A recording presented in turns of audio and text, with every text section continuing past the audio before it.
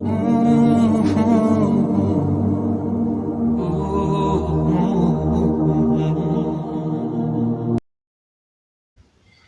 बार बार उसी चीज़ को मांगना दलील है कि वो तुम्हें मिलने वाली है।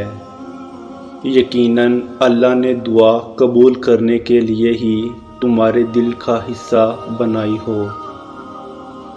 दुआओं से तकदीर के रुख मोड़ दिए जाते हैं। तुम्हारी हाथ कभी नहीं लौटाए जाते, बल्कि तुम्हारी तड़प और तुम्हारा यकीन तुम्हें कौन की मंजिल तक लेके जाते हैं, ऐसी मंजिल जहां सिर्फ मौजे होते हैं। तो फिर मांगो उस रब से हर वो चीज़ जो तुम्हारी नज़र में नामुमकिन है। फिर वो अपने करम की ऐसी नज़र करेगा तुम पर कि सब मुमकिन हो जाएगा। और क्या पता तुम्हें आखिर में वही कुछ मिल जाए जो तुम मांग रहे हो, सिर्फ इस वजह से कि तुमने सब्र किया और दुआ मांगना नहीं छोड़ा। अल्लाह जानता है कि तुम इंतज़ार कर रहे हो और यकीनन बहुत जल्द वो तुम्हारे इस इंतज़ार को कौन के मौजू में बदल देगा। इस पर भरोसा रखो।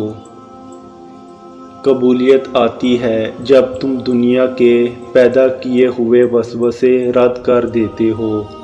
अल्लाह कैसे नहीं देगा तुम्हें वो जिसके लिए तुम सजदों में आहें भरते हो। वो तो तुम में ही रहता है जैसे दिन रात तुम आसमानों में ढूंढते हो।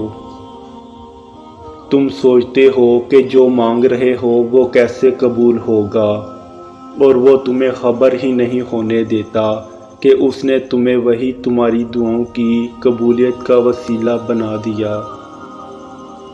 ऐसा नहीं है कि दिल तड़पा नहीं तुम्हारे लिए, और ऐसा भी नहीं है कि तुम्हें दुआओं में मांगा ना हो। अल्लाह से लेकर फिर भी मैंने अल्लाह की मसलहतों को तस्लीम किया और राज़ी हो गए उसके हर फैसले पर। तुम खुद सोचो कि तुम्हारा सब्र कैसे रायगा जा सकता है, जबकि सब्र करने वालों से अल्लाह ने अपने साथ का वादा किया है। जिसके साथ अल्लाह हो फिर उसे किस बात का डर हो सकता है। जिसके साथ अल्लाह हो वो फिर कभी भी कमज़ोर नहीं पड़ सकता।